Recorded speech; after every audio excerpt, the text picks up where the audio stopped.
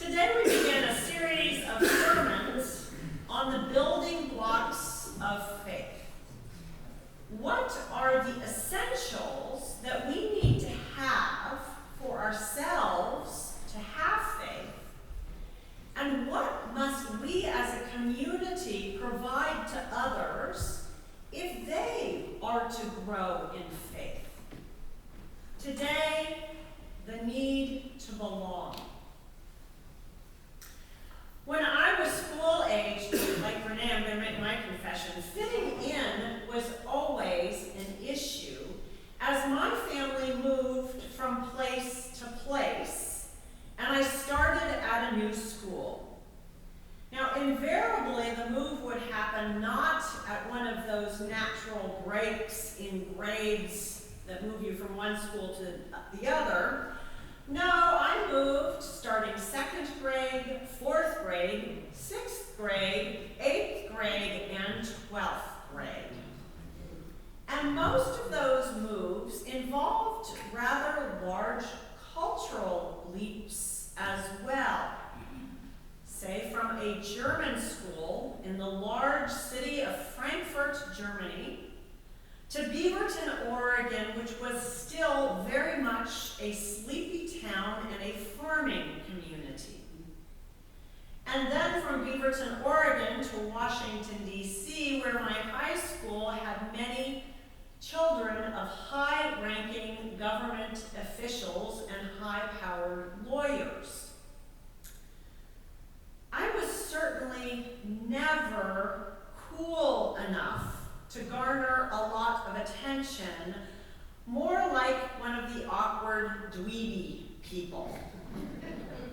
The first year with every move was fairly lonely.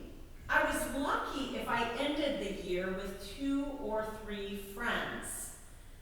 And yes, there was actually an entire year I went once without once going to the cafeteria. It was just too painful. I tell my story about fitting in, but to be honest, I have never met anyone who hasn't struggled with belonging or fitting in at some point in their lives. I think it's the human condition for all of us to bear this sort of niggling feeling that somehow we are not fully okay, that others will find us out, will discover we're not cool or clean, or we have some history that's kind of odd. So we all wonder whether we can be fully accepted and loved as we move about in the world. If we are lucky, we have families that provide for us that place of complete belonging. But some people don't even have that.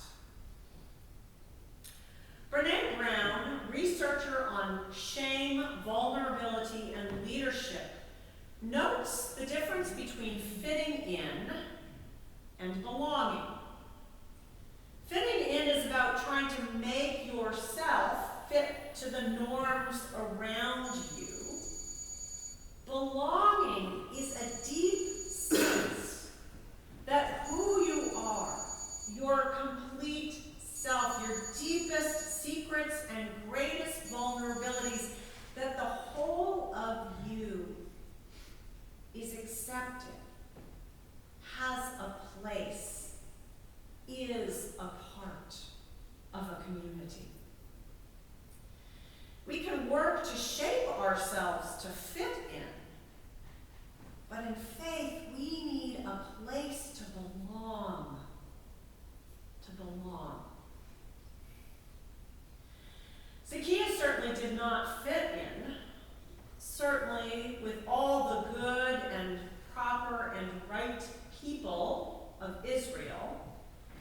This short man was the chief tax collector, and he was rich from the proceeds of his work, which was to hound others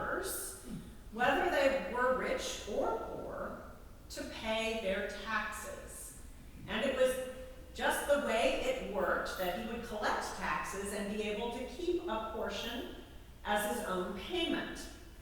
So as you can see, that system set him up to be rather suspect. The richer he got, the more suspect he was. Was he keeping more of the proceeds, or was he just hounding people so effectively? There were many reasons for others to dislike him, to exclude him, to shun him. But when Jesus came, Zacchaeus wanted a part of that too. And so he climbed a tree to get a better view. And Jesus sees him there, sees this small and awkward man, this powerful but paradoxically pariah, this loner.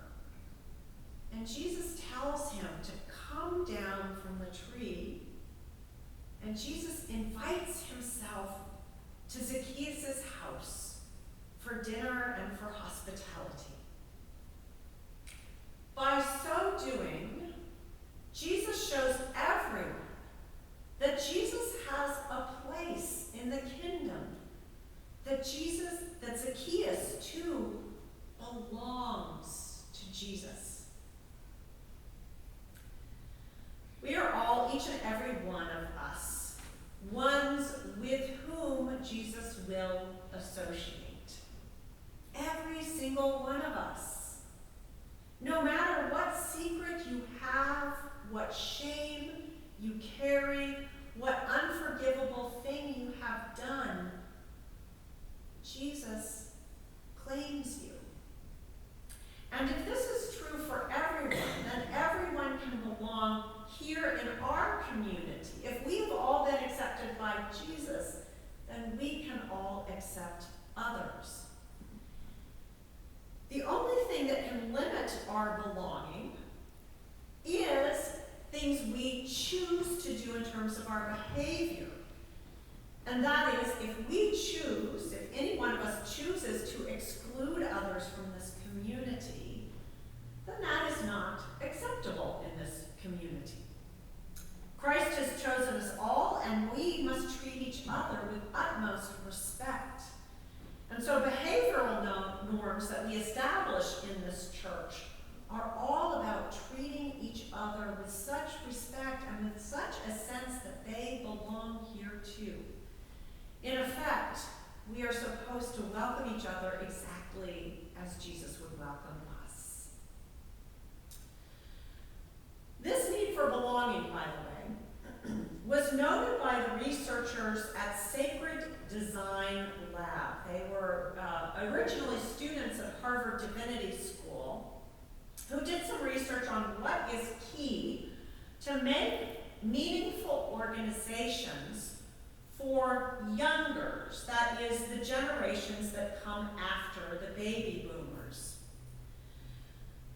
That is exactly all the generations that are primarily missing from our churches. When youngers create meaningful meetings, gatherings for themselves, belonging is a key element. They also long for authentic connection, where real conversations can happen that go far deeper than what we did for vacation, or how busy last week was, or what your resume reads like. Now I want to read you a little passage from their guide, Sacred Design Lab's guide, called Call to Connection. They write, our dominant culture, which we inherited, yes, but which we also perpetuate, treats connection as secondary. Second to work, to worth, to wealth, to social status, to getting what's mine. In our politics and in our communities, in our campuses and in our digital worlds, our differences are exploited as we turn against one another for private profit or political gain. By losing sight of our relationships, we now face crises of mental health, loneliness, and toxic polarization that wreak havoc on our private and public spheres. End quote. Now, most of us who are here at church are here because we have made some deep connections with someone else who is here. We have felt completely welcomed. We have felt a sense of belonging. Still, our challenge is that we must work to make such connecting possible for those who are newer in our midst. Now, Sunday mornings is not the easiest time to make those connections. I will tell you that as I talk to people who have come to this church, they by and large give us some pretty high marks for friendliness during Sunday morning. You do a good job of approaching visitors in our midst, of saying hello to them and getting to know a little bit about them. But still there is more that we can do. Rather than just inviting people to coffee hour, how about I'd be happy to accompany you to coffee hour and introduce you to a few people. How about I've seen you here 2 or 3 times. Let's schedule a date for coffee so I can come to know you better. And that's what we can do with the folks who do show up at worship.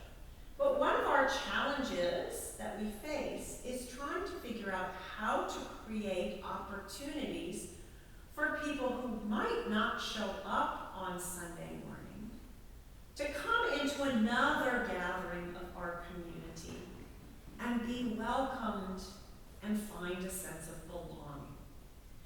And that's just part of what we're doing in the Creativity Summit, to say, are there some other ways that we can open our doors, not on a Sunday, have people come and have them experience that deep sense of belonging.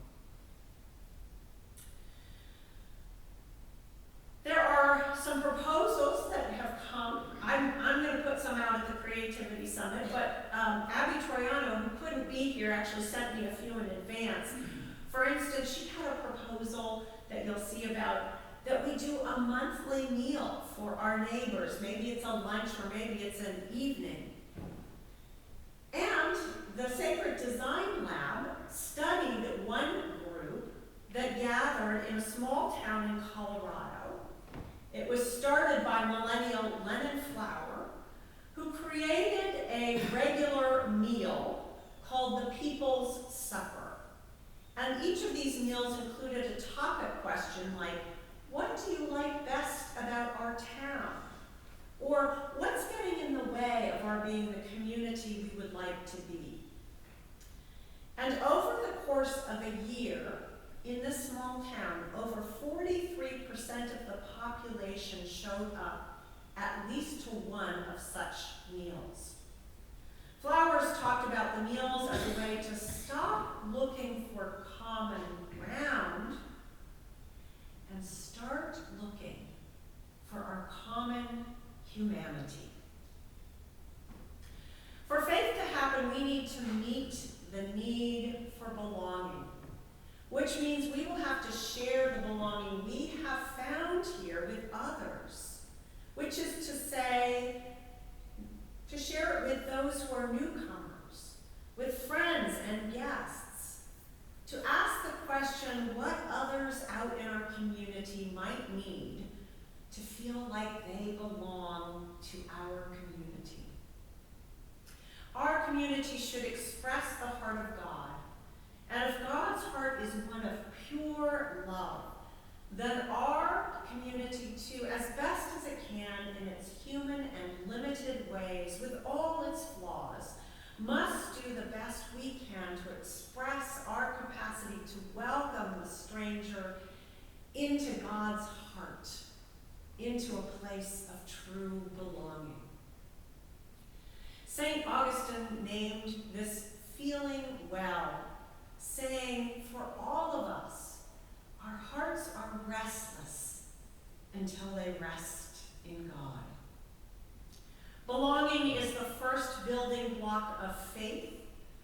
With all our being, our community must offer a wide open welcome that promises to bring each and every one of us, from the longest term member to the first time visitor, from the well-dressed elder to the tattooed and pierced stranger, from the white married straight person to the persons of color and the same gender loving person, and to whatever God creates, each and every single one of us. We must all be brought into God's heart with a sense of full belonging. All of us belong. In God's heart, we all